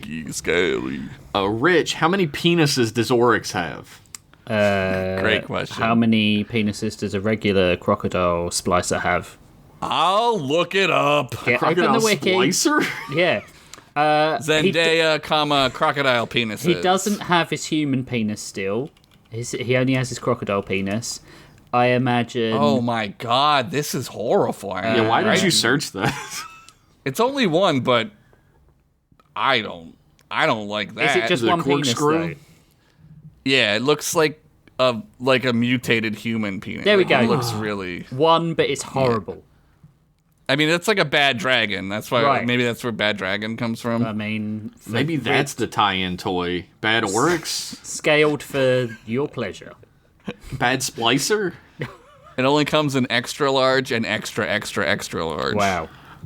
Josh, at the height of Daranosian civilization, how many mages were kicking around? That's a really great question. I can't answer that. Check on the wiki. it'll fucking ruin some shit. So Oh, I'm not true. gonna answer it. By ambiguous nod, Jeff, will we get to meet more espers? He did it. He did. He did have an no idea. He did an ambiguous nod or a shake of the head, but you don't know. There you go. We heard Our next it. question is from Frederico Rodriguez. What are your favorite dishes? The ones that I eat my food off of are pretty much my favorite because I fuck use them all the you. time. Is this why you got fired from the other one? It might be. Yes, it had nothing to do with money. No. Anyway, head on over to patreon.com/storylords. God, my favorite dishes. God, the thing that popped into my mind Spam instantly musubi? is so fucking stereotypical. Was it? Potato. Was it? I was gonna say, was it a jacket potato? Corned beef and cabbage. Oh, Yeah, that's wow. pretty fucking serious. I Not love- a jacket potato. I love corned beef and cabbage very much. I love like lamb vindaloo. Oh fuck yeah! I'm a huge fan of Chicken steak. tikka, baby. Like steak Oh. steak is my favorite food.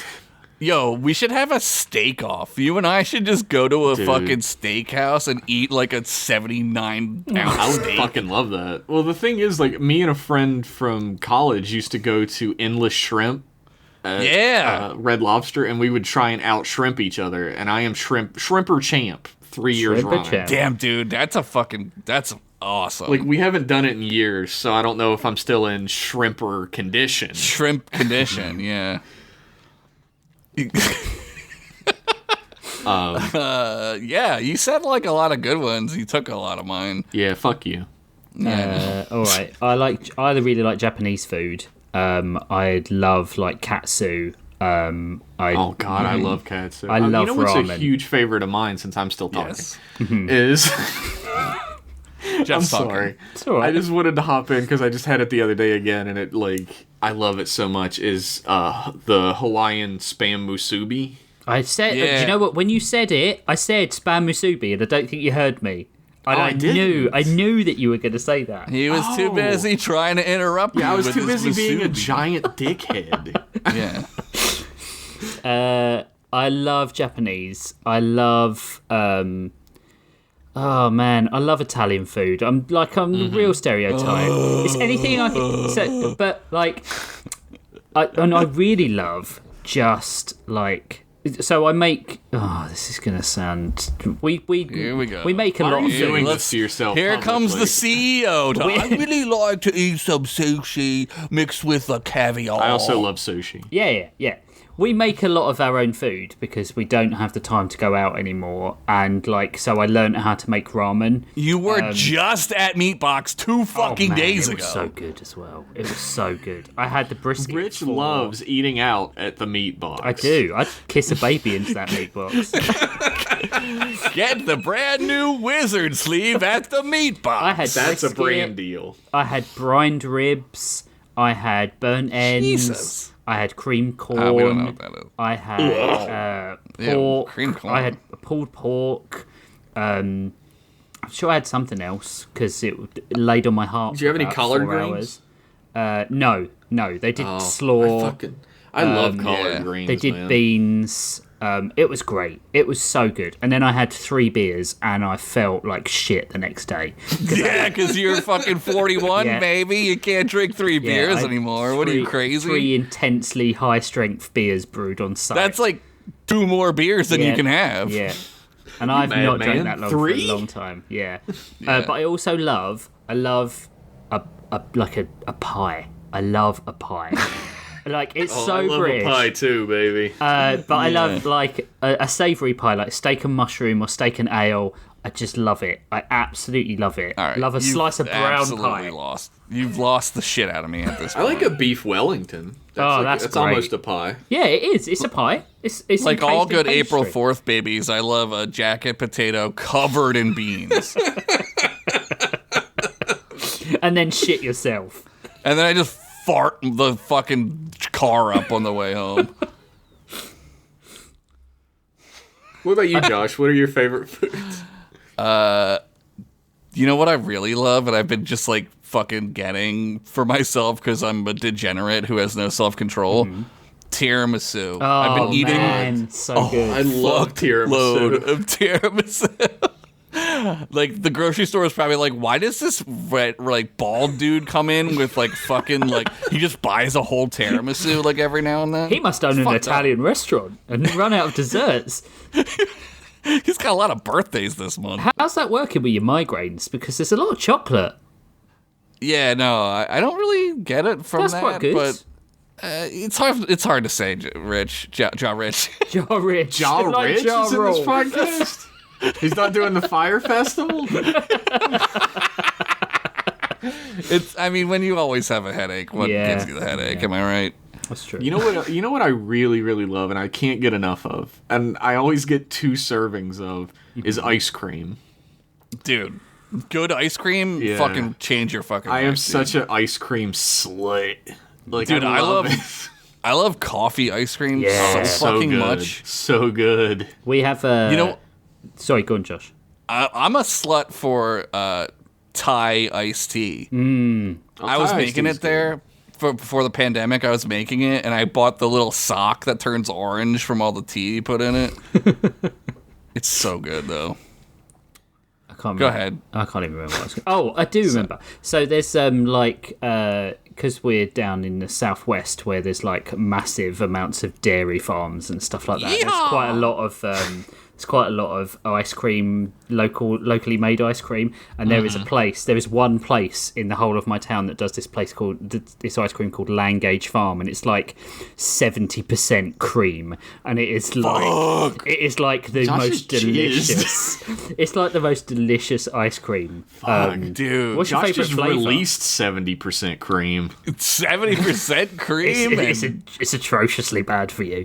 But they do what we call down in the southwest. They call down in the southwest thunder and lightning, which is like a butterscotch with like honeycomb in it, and it is so good.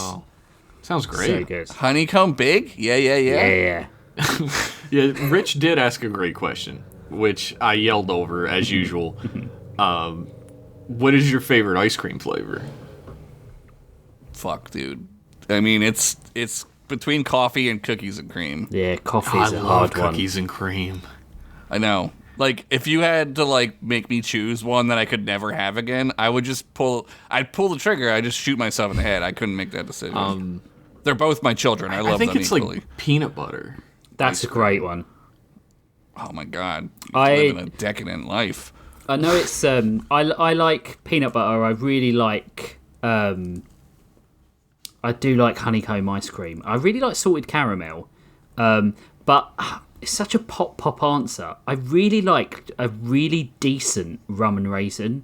But it has to be really good. Yeah, Are you 97 years old? I Yeah. also am 97. I like a rum raisin. But it has to be. But it has You to know be. they invented, like, perfect. different flavors, right? But, Like, good ones? But like, it's like a vanilla. That when you get a vanilla, Yeah, that a is good great. vanilla is, amazing. I know what you're saying. I almost just answered like a really good vanilla because like no other ice cream. Like ice cream is like a sweet treat and it makes you feel good. Yeah, but like it cools vanilla, you down. Vanilla Yeah. like revitalizes you. Yeah. It like It's so- refreshes you. There's a place around where I live called Oh Wow Cow, and they make their own ice cream, and they have like 5 different vanillas. Each one of them is incredible. Man. And it's like, they don't fuck around. They're like, yeah, we have 5 vanillas. Fucking fight us. Do you run this place? Yeah. I hate Q&As because when I answer my own questions, I sound like such a D-bag. When Rachel and I, in the days before Evan, when we went to Marseille, we had Listen to this D-bag going to Marseille. we had black vanilla ice cream, and it's like some of the best ice cream I've ever had. Oh, it's France, so yeah, so right? good. I mean, yeah. So like, good. yeah. I would love to have some French ass fucking ice cream. So good. In that same vein, I too went on a pilgrimage to find the greatest vanilla ice cream flavor I've ever had. Is this I went- like the hot dog stand that was run by ghosts that disappeared? Yeah. The fucking haunted hot dog stand. This is I exactly forgot the same about as that. I went on a pilgrimage. I traveled across the land, up mountains, across streams, to this mystical place called Kroger's. And in the ice cream aisle at Kroger's, they have a black label Kroger brand vanilla. I can't get it anymore. Yeah. They don't have Kroger here. It's Yeah. literally the best vanilla ice cream I've ever bought at a store. Dude, I'm a good vanilla, man. It's fucking hard good. to beat. Yep. Also fought a bridge troll to get there. So. Nice. How Rich is like, I went to Marseille and had black vanilla, and Jeff's like, I went to Kroger's frozen food aisle, Yeah. motherfucking Aisle black 7, label, motherfuckers. bitch. But I mean, when I was finished my ice cream, I was in Marseille.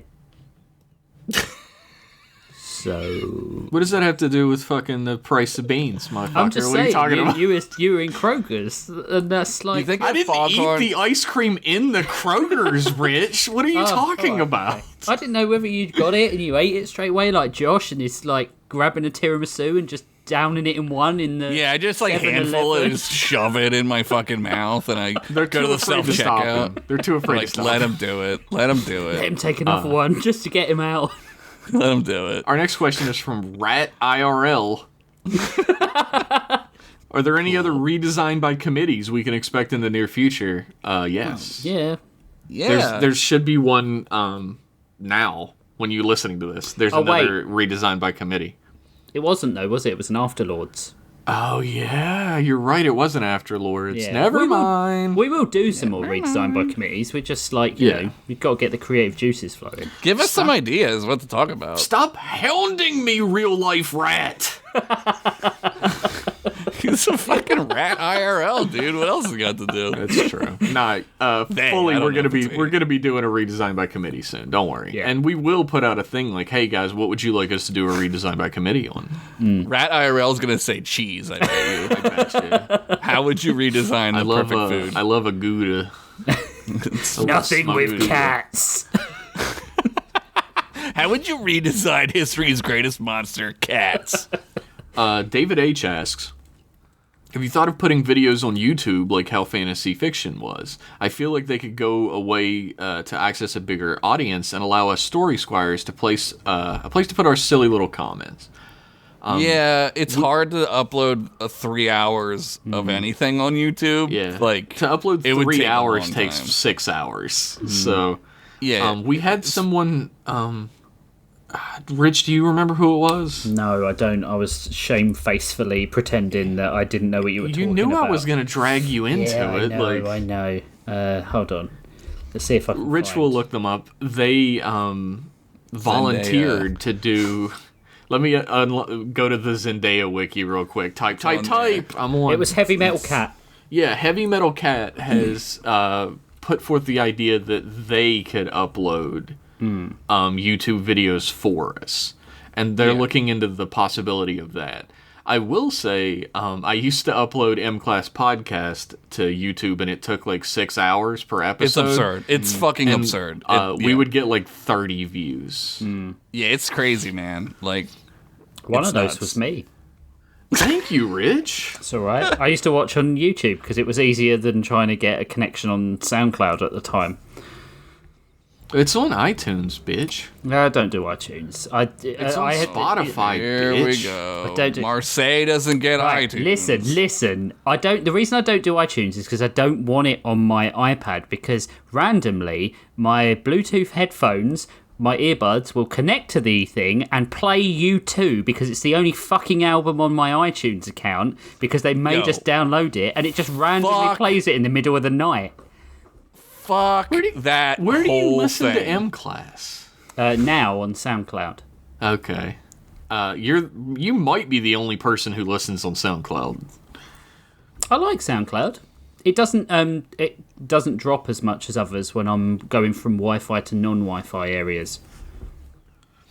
Oh, that's When a, he's traveling to Marseille. it's a resounding endorsement. When I'm in my private heli going to Marseille Yeah, for there's my dead zones. like the English Channel.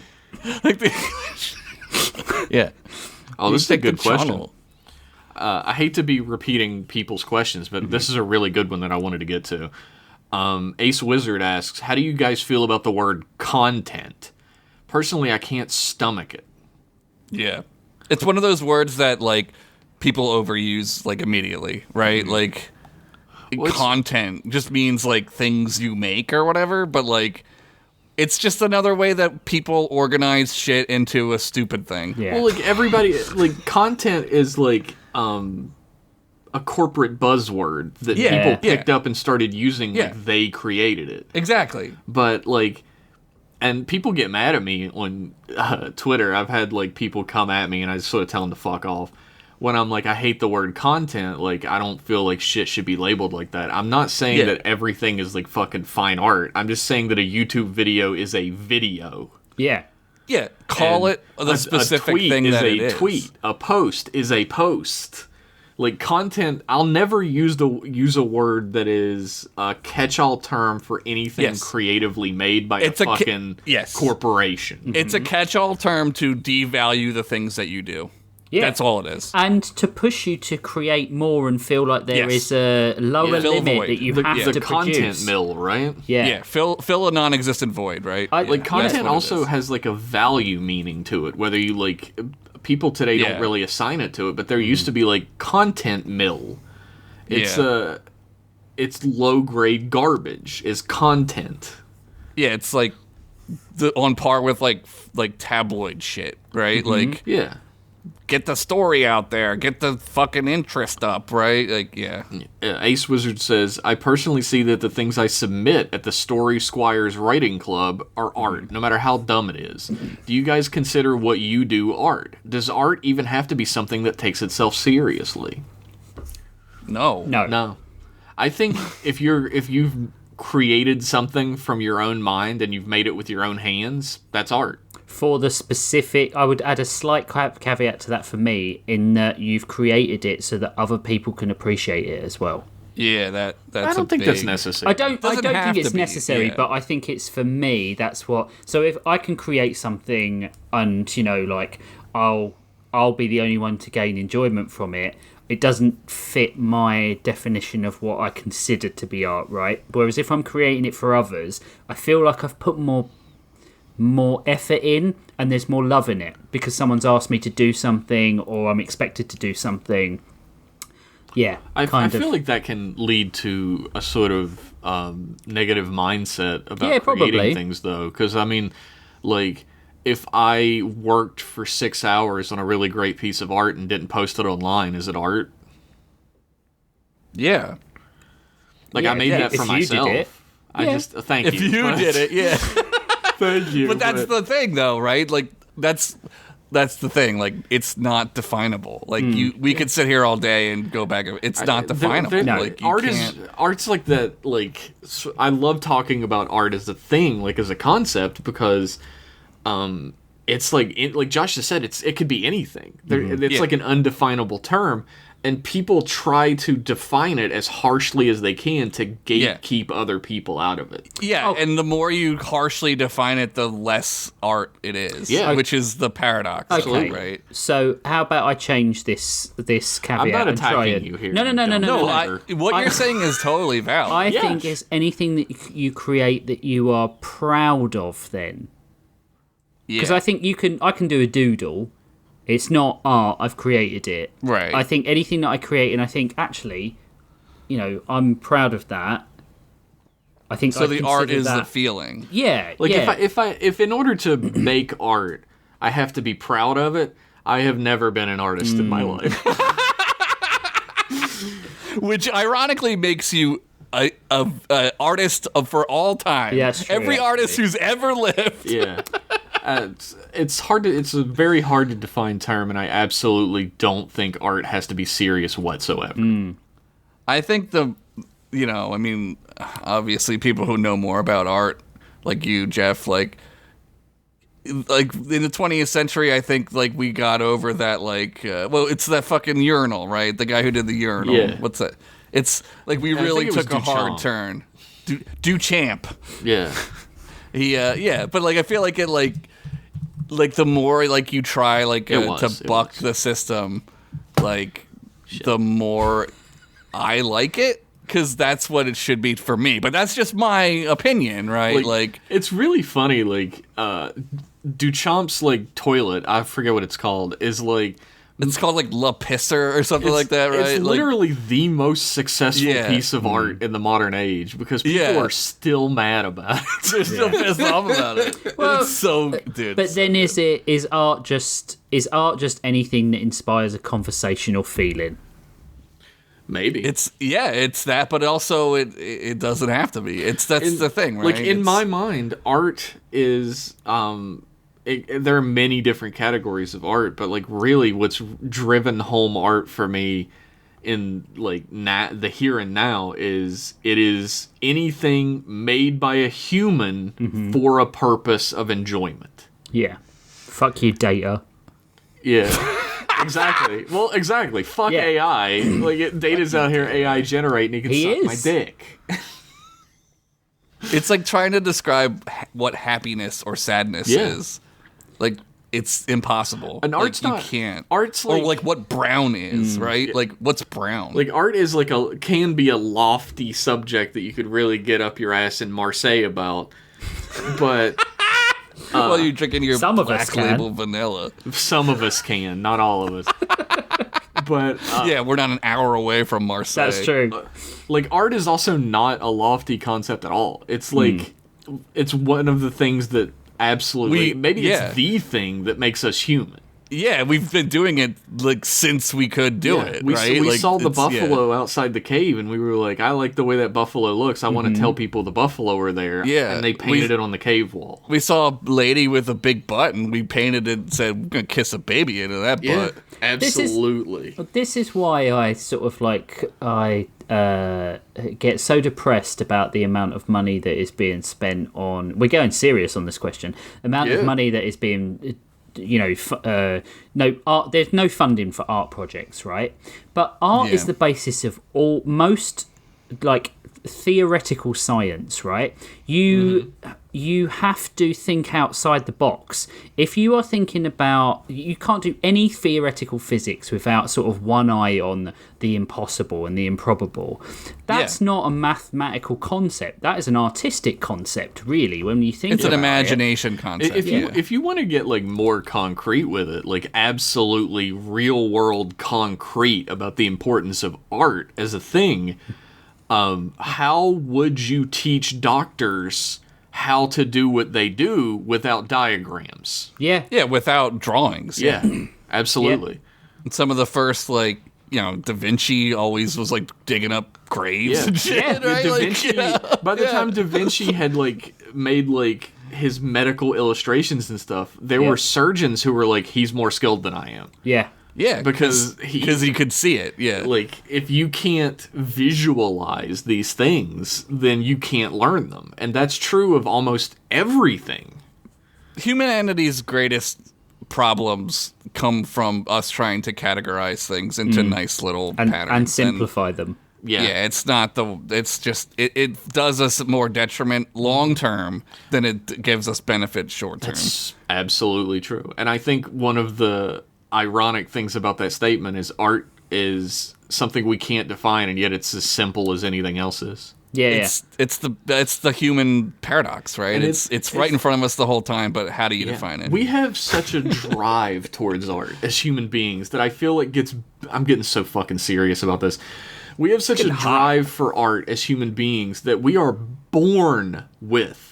The first thing that little kids start doing is doodling. Drawing. Yeah. It's the first thing. And I feel like every hateful cynic who tells artists to get a real job on the internet at one point in their life was an artist. And it was beaten out of them one way or another. Yeah.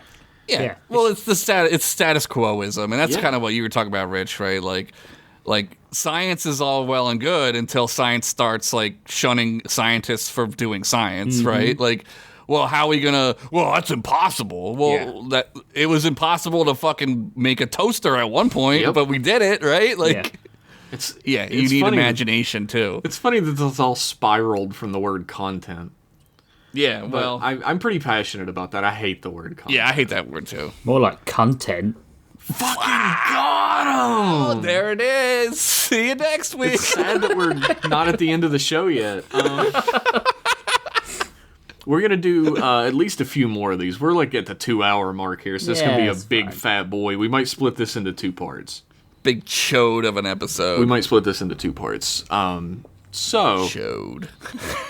I tell you what, let's take a quick. We're gonna take a quick commercial break, but this will actually be the end of part 1 of this podcast. Let's put it that way. Yay! I'm running out of Alcoa commercials. Yeah, this will be the end of part 1 of this podcast. Why don't we go ahead and do the outro before we go to the next part? All right. Rich, your host guy again. Oh man, the lights are off in my office, so I can't read what I usually do. Right, okay, so guys, this is the end of part 1. Join us next time for the next part, which is conveniently called part 2. If you want to be part of the show, just generally. you can head on over to patreon.com/storylords, and for as little as $5 a month, I used bucks.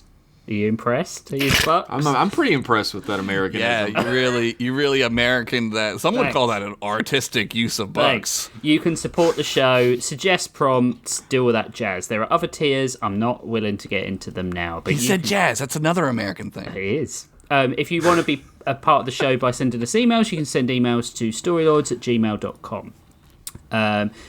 Big thanks to Vidison, as always, for the use of his music. And the next show you will hear will probably be part 2 of this, right? Yes. The way I've got it planned in my brain box is that we'll just release these like 1 a week. Ooh, so we get a big gap.